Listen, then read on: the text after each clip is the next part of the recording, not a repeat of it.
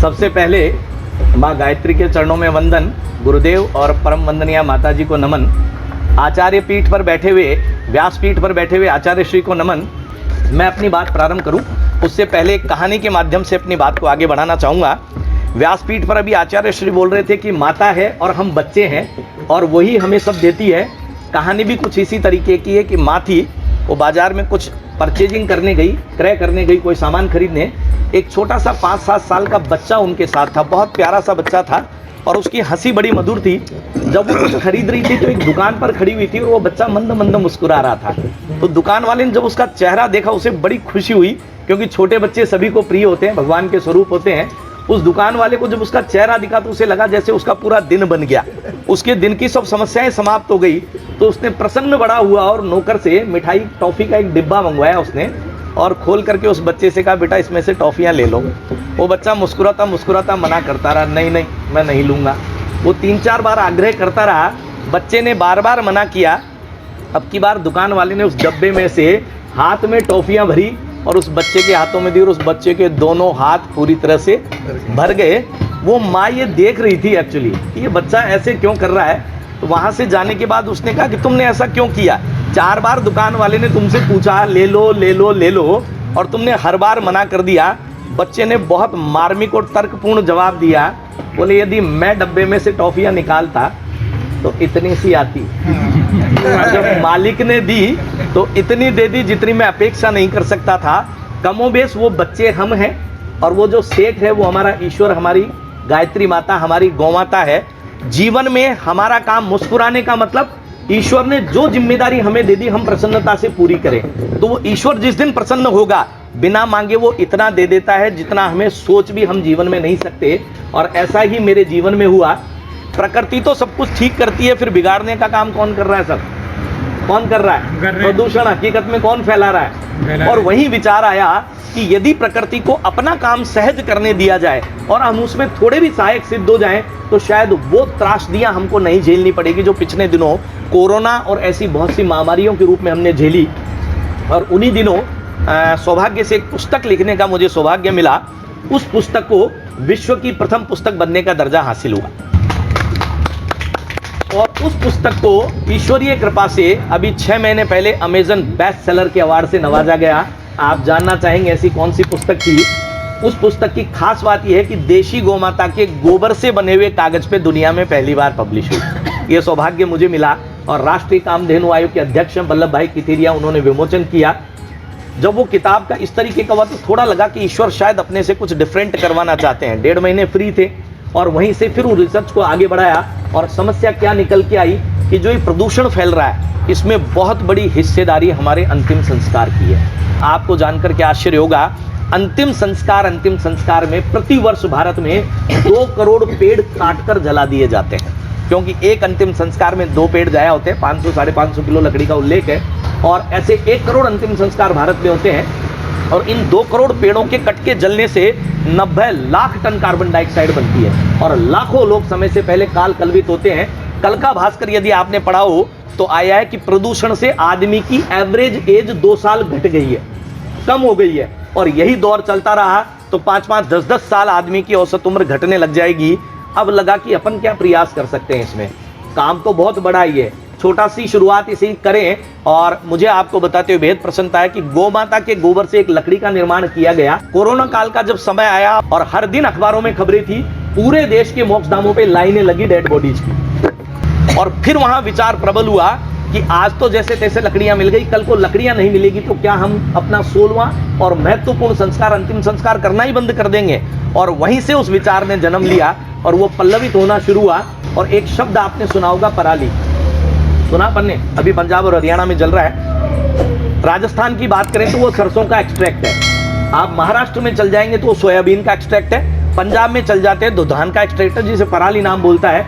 ये तमाम ऐसे एग्रीकल्चर वेस्ट होते हैं जिनको जानवर खाता नहीं है और अगर इनको जमीन में दबाया जाए तो ये जमीन को बंजर बनाते हैं। किसान की मजबूरी है इनको जलाना।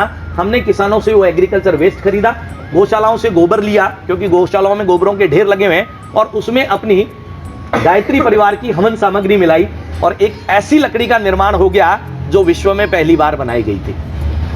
भारत सरकार में हमने अप्लाई किया भारत सरकार से उसको वैलिडेशन मिला। स्टार्टअप इंडिया में अपना ये अभियान सेलेक्ट हुआ। आपने स्टार्टअप का खूब नाम सुना होगा। मोदी जी ने 2015 में बहुत अच्छा अभियान प्रारंभ किया नए नए एंटरप्रेन्योर्स बनाने के लिए। अपना ये अभियान भारत सरकार में सेलेक्ट हुआ और MNIT में हमें इसके लिए ऑफिस प्रोवाइड कराया गया, क्योंकि MNIT हमारा टेक्नोलॉजी पार्टनर है। इसमें उस लकड़ी की कैलोरीफिक वैल्यू कितनी है, ऐश कंटेंट कितना है, प्रदूषण कितना कम होता है, इन सबको जब उन्होंने सर्टिफाइड किया तो फिर हमने राजस्थान सरकार में अपनी फाइल लगाई, हमने नगर निगम में फाइल लगाई। और मुझे आपको बताते हुए प्रसन्नता है, महज 3 से 6 महीने में सरकार से फाइनल होकर के और वो फाइल हमारी सैंक्शन हो गई और 11 मोक्षधाम हमने सरकार से गोद ले लिए। कमरे हम बनाएंगे, लकड़ी हम रखेंगे और एक बोर्ड लगा देंगे जिसपे लिखा होगा कीमत इस लकड़ी की है, आप सक्षम हैं तो दे जाएं, वरना गौमे परिवार की ओर से भेंट, लेकिन पेड़ों की लकड़ी जलाना बंद करें। और ईश्वरीय कृपा से जब लकड़ी हमारी बन गई, गवर्नमेंट वैलिड हो गया, फिर लगा लोगों के बीच में इसको कैसे पहुंचाया जाए। और ऐसी स्थिति के लिए हमने गायत्री परिवार से निवेदन किया और आप गायत्री परिवार का हमको सहयोग मिला। 27 मार्च 2022 से 51 पंचकुंडी यज्ञों की एक श्रृंखला प्रारंभ करी। लेकिन यज्ञ एक ऐसी विधा है, हमारे सनातन का एक आधार है, जब इसके नाम से बुलाएंगे तो निश्चित तौर पे लोग आएंगे। तो हमने 27 मार्च 2022 से वो श्रृंखला प्रारंभ करी। आज मुझे आपको बताते हुए प्रसन्नता है, ये 35वां यज्ञ है। 34 यज्ञ इससे पहले कर चुके हैं और नवंबर दिसंबर में लगभग 51 यज्ञ हम संपन्न कर लेंगे और फरवरी में 251 कुंडीय ऐसा यज्ञ करने जा रहे हैं जो विश्व में आज तक नहीं हुआ। वहां सबसे बड़ी खास चीज ये रही कि लोग कैसे जुड़े इस अभियान से, कैसे उनकी भागीदारी हो। जब तक आपको जानकारी नहीं होगी तब तक आप कैसे उस चीज से जुड़ेंगे। और हमने उससे जुड़ाव के लिए 2 संकल्प लेवाने प्रारंभ किए था। इसी तरह हमने देशी गाय के गोबर में 21 तरह की जड़ी बूटियां मिला के और हवन सामग्री मिला के, घी मिला के धूप बत्तियां बनाना तैयार किया। और मुझे आपको बताते हुए फिर प्रसन्नता है, 5000 घरों में पिछले दिनों वो धूप बत्तियां पहुंचा चुके। और जहां एक बार चली गई उसके बाद में दोबारा उन्होंने कहा कि अब इसके अलावा किसी को काम में नहीं लेना। ऐसे गोपालक जो गौमाता की सेवा करते हैं उनसे वो प्रोडक्ट बनवाते हैं, बट बेचारे वो छोटे स्तर के होते हैं, उनको मार्केटिंग नहीं आती। हमने कहा वो बीड़ा गौ में परिवार उठाएगा, गौ माता के गव्यों को घर घर पहुंचाने का काम गौ में परिवार करेगा। कुछ अच्छे लोग जो उन गव्यों को बना रहे हैं उनसे हमने टाई अप किया, उनसे वो ऑथेंटिक गव्य खरीदने शुरू किए और लोगों को उसके बारे में प्रेरित करना शुरू किया ताकि लोग लें। और उस बात के लिए हमने 2 संकल्प लिवाने शुरू करें। संकल्प इसलिए, जैसे यज्ञ में भी आप बैठे होंगे तो कुछ संकल्प लिवाया होगा। संकल्प से आपकी इच्छा शक्ति दृढ़ हो जाती है। और संकल्प हमने क्या लिवाना शुरू किया, आप भी बैठे आज ये संकल्प लेके जाइएगा। नित्य प्रति अपने घर में किसी भी एक गोगव्य का पालन कीजिए। जरूरी नहीं है दूध मंगाओ, जरूरी नहीं है घी मंगाओ, एक छोटी सी धूप बत्ती भी मंगा सकते हैं। आप ये मान के चलिए 5 रुपए भगवान के नाम पे रोज सही, लेकिन 150 रुपए महीने का आपने निकाला, अगर धूप बत्ती आपने काम में ले ली तो कहीं ना कहीं वो पैसा किसी गौशाला में जा रहा होगा। दूसरा मैंने संकल्प लिवाना प्रारंभ किया, हमने जहां भी लकड़ी जलती दिखे वहां पे गोकास्ट या गौमय समिधा का आप उपयोग करें। आपने अगर अखबारों में पढ़ा हो, मार्च 2021 में हमने एक छोटा सा इनिशिएटिव लिया था, गोकास्ट से होलिका दहन। पढ़ा हो शायद आपने या सुना हो कहीं। उस समय मात्र हमको 7 दिन का समय मिला। व्यापार मंडल और नगर निगम के साथ मिलकर हमने इनिशिएटिव लिया और आपको जान करके आश्चर्य होगा, केवल 7 दिन के इनिशिएटिव से जयपुर में 750 से ज्यादा जगह गोकास्ट से होलिका दहन हुआ। क्योंकि होली में भी एक पेड़ लग जाता है, यानी 750 पेड़ हमने एक ही प्रयास से बचा दिए। तो फिर मुझे आपको बताते हुए प्रसन्नता है, जयपुर में तो ये पायलट प्रोजेक्ट के रूप में स्टार्ट हो चुका है। 11 मोक्ष धामों में से पहला मोक्ष धाम B2 बाईपास पे वो कमरा बन भी चुका है, वहाँ बहुत जल्दी लकड़ी रखा आ रही है। और बाकी जो 10 और हमने लिए हैं उनमें वो गौमय भवन बन रहा है, वहीं लकड़ी होगी, उसी में देशी गोमाता का घी होगा, वहीं कपूर होगा, हवन सामग्री। लेकिन हमने एक कंडीशन क्या लगाई, जो सक्षम है वो दे जाएं और जो सक्षम नहीं है उनको गौमय परिवार की ओर से भेंट है, लेकिन अंततः पेड़ों की लकड़ी जलाना बंद करें।